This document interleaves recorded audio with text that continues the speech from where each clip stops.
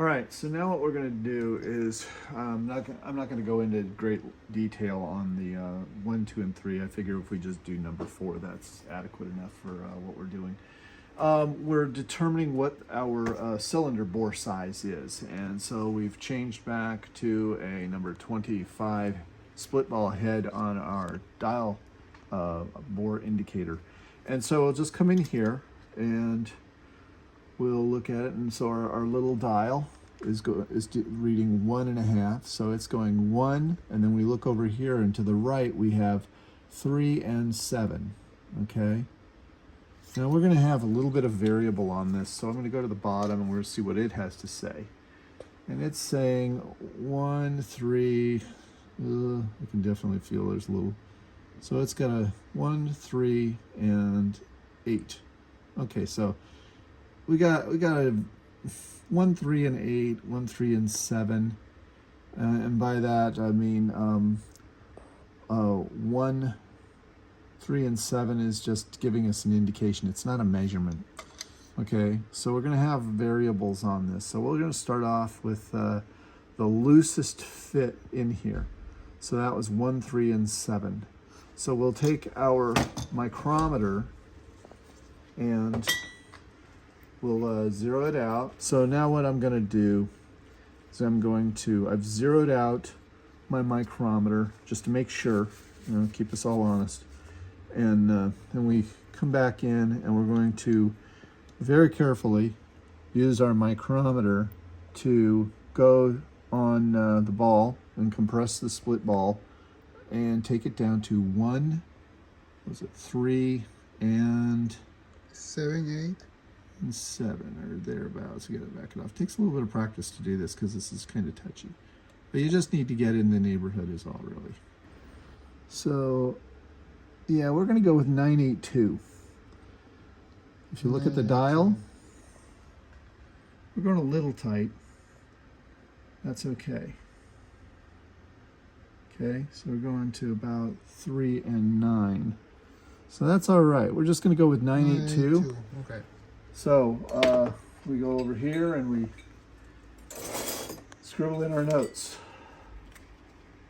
That's the piston number 4. 0.982. That's piston number 4. Okay. Over here, let's grab number 4 piston. We'll measure it. Now this needs to be honed still because it's just been built up with copper, so it's probably oversized. Yeah, this one's at 984 right now. So this won't even fit in the cylinder after it's been honed. So now we've got to take this, we've got to hone this down. We built it up with copper because there's a lot of pits and everything, and that's all been filled. The copper plating is basically metallic Bondo. So it is molecularly fused. It's been done really well. It's good and solid, or at least it should be anyway. We will hone this down, and we will actually take this down to 979, I guess. 79, 80, 81, no, actually 78, because we want it to be, or at least I like it to be 4 thousandths undersize. We make up the difference with nickel, and then we overshoot that with a couple thousandths more of nickel, which we can hone back. That way we get nice crisp edges on everything. We don't want any shiny spots or areas that are kind of washed out. We want to have nice crisp edges. By putting enough metal on there, we can then externally hone that down and get it to where it just barely fits in the cylinder. We can then lap it to a nice polished finish, and we should end up with an overall tolerance of about 4/10 to half a thou. So yeah, Okay. on we go. Okay, so we've gone through and we've measured or indicated valve casings 1 through 3 now. I miswrote this regarding the 4th valve. I wrote the piston. It's actually, the cylinder is 0.982. The cylinders for 1 through 3 are 9265. And so we are now at the stage where we can hone the copper-plated pistons. Okay, those are inches. Okay, not millimeters. Okay. All right, so I'm going into issues regarding the pistons. Okay, I'm not going to go into details on my tooling because it's all the tooling that I've designed over the years. Let's just leave that detail out and call it a mystery. All right, folks? So we're going to get started on getting the arbors put on, and then we'll get to external honing of these coppered pistons. See you in a bit. Okay, Ruben, let's see. We have got our number 4 piston in. And our number 4 piston right now at its full coppered diameter is saying 98465. I put a new battery in the micrometer so that that would register. And you can see that. 984. Yeah, 9848. Okay. You go to the ends and they're 9925. Yep. Okay, these are kind of 989. So this is kind of hourglass shape. So now we have to knock this down. Okay, what does our piece of paper say here? Our cylinder size is 982. It says 98455. So we have to take this down to 4 thousandths under the bore size of the cylinder. So we determined that was 978, correct? Yes, 978. Okay, so here is our external honing body, and yes, it is heavy. That is heavy. This is all aluminum, but it is cast and machined, and it has it's basically an inside-out version of the mandrel. You see, it's got a on the top of the image is a bronze shoe, and then the two lower ones. In there. Yeah, those are stones, and they are aluminum oxides. So now we're going to slide this over the piston. This is a caliper. It's hinged. Okay. So now we're going to turn the machine on. I'm going to take this off.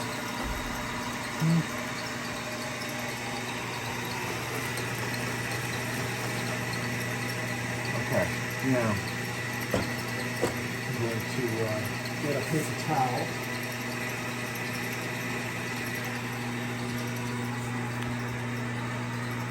Wipe it off so you can see what's going on here. Okay. It's just barely touching on the ends. If you look at the ends, you can see that shiny spot there, and at the top. The stones are just now making contact with those areas. It's not touching in the middle. We'll slowly bring the ends down, and then you'll have a nice straight cylindrical.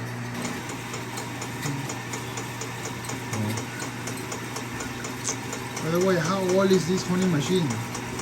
This one I call old number 1. It's my first hone. It was the one I was trained on. It was made, I believe, in 1961. And came from the Bremerton Naval Shipyards. So this one your number 1? Yeah, we'll just call it number 1. Okay, so we've done our preliminary honing on the number 4 piston. And as you can see, there are these little white spots. Those are low spots still that remain in the copper.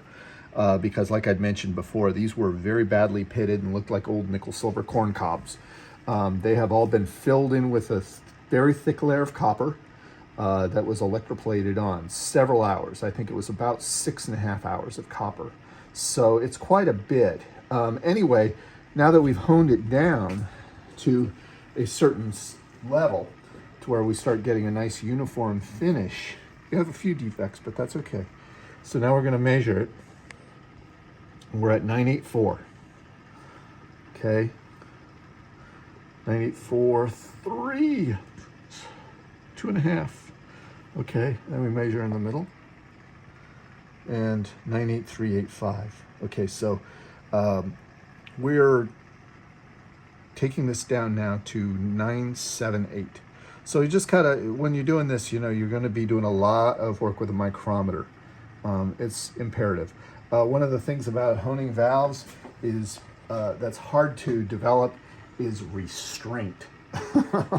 Because you can really get carried away. It can be kind of fun and everything, but then you start daydreaming and you fly right past the geometry that you were shooting for. So you got to kind of stay in the moment and pay attention to what you're doing. Okay, let's continue.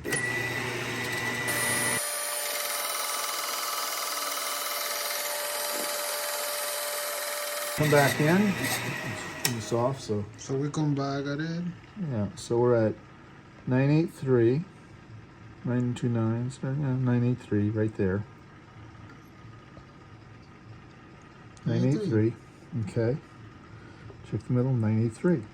Okay, the deal here is this is where you start getting things more uniform, things start getting dialed in. You have to really be sensitive about the pressure that you're putting on to these. And then part of the deal about, again, with honing and that feel factor is you have to learn basically how the material behaves. You have, after a few years, you start catching on to just the way it's going to break down and how it's going to respond to certain types of pressure, the type of oil that you're using, you know, temperature, you know, whether you got up on the right side of the bed that day, whatever. But eventually you get kind of a feel for it where you can control these things and you can really dial things in.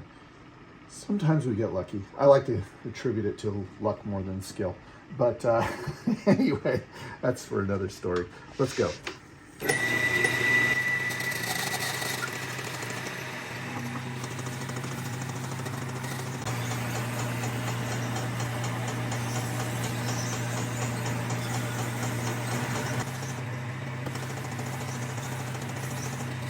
Okay, well, we got her all honed down and